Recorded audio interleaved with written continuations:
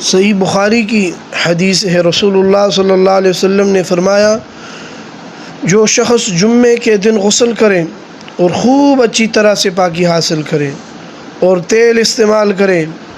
یا گھر میں جو خوشبو میسر ہو استعمال کرے، یعنی جتنا بھی آپ اپنے آپ کو سجائیں گے اتنا ہی جو ہے فائدہ ہے، یعنی ہر چیز عمدہ پہنے وہ اور استعمال کرے، پھر نماز جمعہ کے لیے نکلے اور مسجد میں پہنچ کر دو آدمیوں کے درمیان نہ گھسے۔ بعض اوقات آپ لوگوں نے دیکھا ہوگا صفیں بنی ہوئی ہوتی ہے، ایک بندہ ہے وہ لیٹ آتا ہے، بعد میں آتا ہے اور دو بندوں کے درمیان گھس کے بیٹھ جاتا ہے۔ اس سے منع فرمایا ہے بھئی آپ پہلے آنے کی کوشش کرو، اگر پہلے نہیں آ سکتے پھر آخر میں بیٹھو،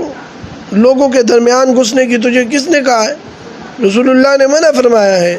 بری بات ہے، مکروہ کام ہے یہ۔ پھر جتنی ہو سکے نفل نماز پڑھے،